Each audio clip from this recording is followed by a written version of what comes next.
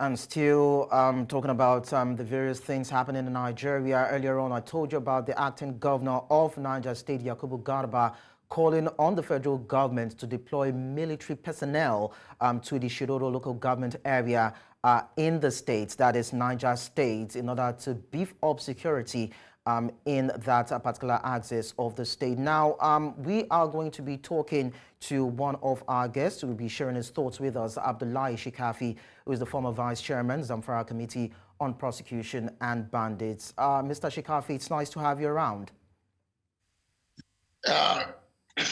Thank you for having me. Kindly share with us what the factors are in terms of the rise in kidnapping incidents that we've seen happen in the northern part of Nigeria. It is a very unfortunate situation.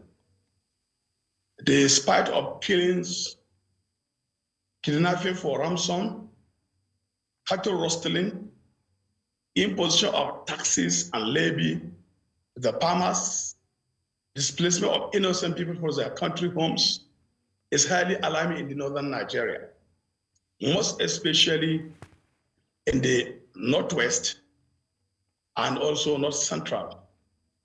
And in the northeast, it is Boko Haram insurgents, terrorists, and ISWAP.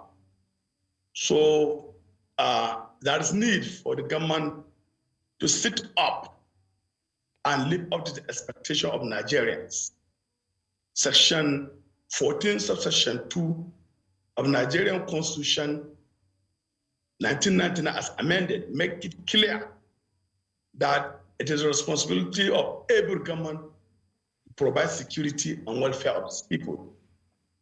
So despite of banditry, it's like a wildfire spreading across the northwest and including even part of north central.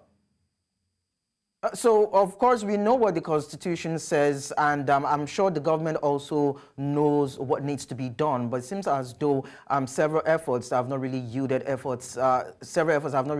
fruits in decimating the ranks of these bandits and these kidnappers, most especially in those areas that you mentioned.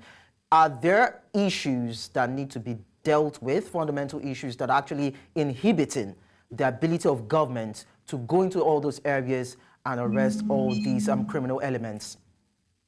Yeah, there is need for the government to really deploy total military action against these armed bandit and criminal elements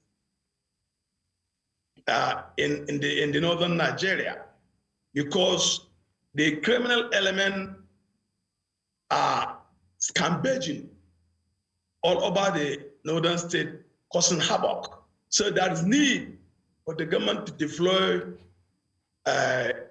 more funds in the development of agriculture, education, infrastructure, and also to try to find ways how to fight poverty.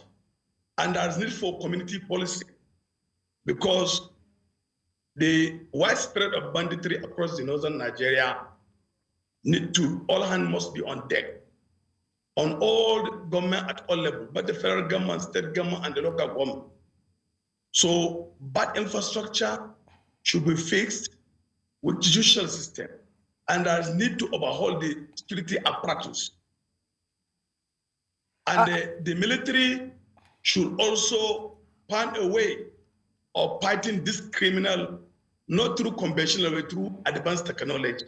So yes, let's talk about the issue of technology, Mr. Shikafi. We've seen videos of these criminal elements share videos or share, footage of them while in their activities, sharing money and doing one or two things and posting these videos on the internet. But it seems as though the intelligence of the security operators in Nigeria have not been able to locate these criminals where they're hiding to fish them out. But then we've seen them being able to apprehend so-called whistleblowers in the country and have them arrested. So is there a bias in governance when it comes to securing the lives of people and nipping criminality in the country? So you see, the security personnel in Nigeria are overburdened, overwhelmed, and overstretched. There is need for government to apply more training on artificial intelligence so that people will now be trained how to apply technology in tracking these criminals. Like you see, some prominent traditional rulers, let's say the case of Sarkin Gobir of Gatawa district in Sokoto, he was in captivity for about 23 days. If there's a artificial intelligence gathering, it will be very easier to track the criminal down and flush them from their camp.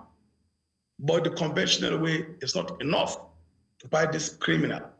And the criminals are using TikTok, internet posting, they are even hideouts, they are weapons.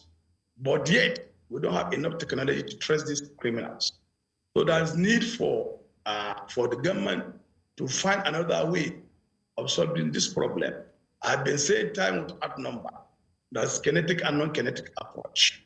So if the government can now use non-kinetic approach through community consultation with traditional rulers, religious leaders, I think also that's another way of fighting the crime through non-kinetic way. Or what they have done in Northeast, where they have safe operation corridor.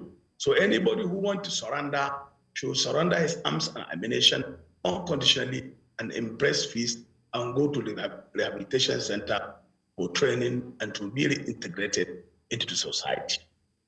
Well, thank you so much, Abdullahi Shikafi, for sharing your thoughts with us. Thank you. Thank you.